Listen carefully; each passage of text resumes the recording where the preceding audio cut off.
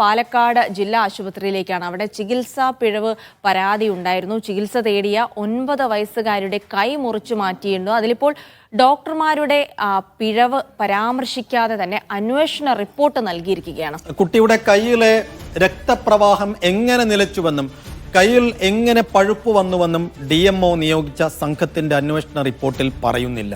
കുട്ടിക്ക് ജില്ലാ ആശുപത്രിയിൽ നിന്ന് ശരിയായ ചികിത്സ നൽകിയെന്നാണ് ജില്ലാ മെഡിക്കൽ ഓഫീസർക്ക് കൈമാറിയ റിപ്പോർട്ടിലുള്ളത്. സാജിദ് അജ്മൽ വിവരങ്ങൾ നൽകും. സാജിദ്, ഒരു 9 വയസ്സുകാരിക്കാണ് ഈ ഗതി ഉണ്ടായിരിക്കുന്നത്. പക്ഷെ അതിൽ കൃത്യമായ കാര്യങ്ങൾ എങ്ങനെ സംഭവിച്ചു എന്ന് പോലും പറയാതെ ഡോക്ടർമാർക്ക് പിഴവുണ്ടായിട്ടില്ല, ആശുപത്രിക്ക് പിഴവുണ്ടായിട്ടില്ല എന്ന് പറഞ്ഞ് ഒരു റിപ്പോർട്ട് നൽകിക്കൊണ്ട് കൈ കഴുകാനാണോ ആശുപത്രി അധികൃതരുടെ ശ്രമം?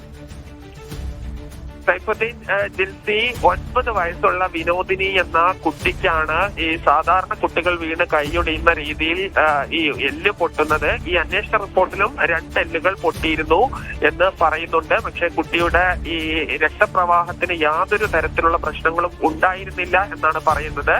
ഓഗസ്റ്റ് 24-ന് ഈ വൈകുന്നേരം 7:21 ഈ കുട്ടി ഈ അത്യാഹിത വിഭാഗത്തിൽ എത്തുന്നത് എന്ന റിപ്പോർട്ടിൽ പറയുന്നു. ആ സമയത്ത് ഈ എക്സ്റേ എടുത്തു. 2 എല്ലുകൾക്ക് പൊട്ടലുണ്ടെന്ന് കണ്ടെത്തി. അവിടെ ഉണ്ടായിരുന്ന ഓർത്തോ ഡോക്ടർ മുഹമ്മദ് ഈ ബാൻഡേജ് ഇടുകയും ചെയ്യുന്നു, പ്ലാസ്റ്റർ ഇടുകയും ചെയ്യുന്നു. പിന്നീട് പിറ്റേ ദിവസം, അതായത് ഓഗസ്റ്റ് 25-ാം തീയതി ഈ കുട്ടി വീണ്ടും OP-യിലേക്ക് എത്തുന്നു. ആ സമയത്ത് ഓർത്തോയിലെ മറ്റൊരു ഡോക്ടർ സഫ്രാസ് ആയിരുന്നു ഉണ്ടായിരുന്നത്. ഈ സമയത്തും രക്തപ്രവാഹത്തിന് യാതൊരു പ്രശ്നവും ഉണ്ടായിരുന്നില്ല എന്നാണ് പറയുന്നത്. എന്നാൽ 5 ദിവസത്തിന് ശേഷം 30-ാം തീയതി കുട്ടി എത്തുമ്പോൾ ഈ കുട്ടിയുടെ കൈ പഴുത്തിരിക്കുന്ന അവസ്ഥയായിരുന്നു. ഈ രക്തപ്രവാഹം പൂർണ്ണമായി നിലച്ചിരുന്നു. ഈ ഒരു 5 ദിവസം കൊണ്ട് എങ്ങനെയാണ് രക്തപ്രവാഹം നിലച്ചത് എന്നതിന് ഈ അന്വേഷണ റിപ്പോർട്ടിൽ യാതൊരു കണ്ടെത്തലും ഇല്ല എന്നുള്ളതാണ്. നമുക്കറിയാം, ഈ പ്രായമുള്ള ഈ പ്രമേഹ രോഗികൾക്കൊക്കെ ഒരുപക്ഷെ ഈ രക്തപ്രവാഹം കുറയാം. ഇങ്ങനെ രക്തപ്രവാഹം ഒരു 9 വയസ്സ് മാത്രം പ്രായമുള്ള കുട്ടിയുടെ കൈയിലേക്ക് പൂർണ്ണമായി നിലച്ചത് എങ്ങനെയാണ് എന്നോ ഈ കുട്ടിയുടെ കയ്യിൽ എങ്ങനെ പഴുപ്പ് വന്നോ എന്നതിനെ സംബന്ധിച്ച് അന്വേഷണ റിപ്പോർട്ടിൽ ഒന്നും തന്നെ പറയുന്നില്ല. ശാസ്ത്രീയമായ ആധുനികമായ ചികിത്സയാണ് ഈ കുട്ടിക്ക് നൽകിയത് എന്നുകൂടി ഈ അന്വേഷണ റിപ്പോർട്ടിൽ പറയുന്നുണ്ട്. DMO നിയോഗിച്ച സംഘമാണ് ഈ ഡോക്ടർമാരുടെ മൊഴിയുടെ അടിസ്ഥാനത്തിൽ ഇത്തരമൊരു റിപ്പോർട്ട് തയ്യാറാക്കിയിരിക്കുന്നത്. ആരോഗ്യമന്ത്രി നിയോഗിച്ച ആരോഗ്യവകുപ്പ് ഡയറക്ടറുടെ നേതൃത്വത്തിലുള്ള അന്വേഷണം ഇതോടൊപ്പം തന്നെ പുരോഗമിക്കുകയാണ്. ഇതിൽ ഡോക്ടർമാർക്ക് വീഴ്ച സംഭവിച്ചില്ല എങ്കിൽ എങ്ങനെ ഈ 9 വയസ്സുള്ള കുട്ടിയുടെ കയ്യിലേക്ക് രക്തപ്രവാഹം പൂർണ്ണമായി നിലച്ചു പോയി എന്നൊരു ചോദ്യമുണ്ട്.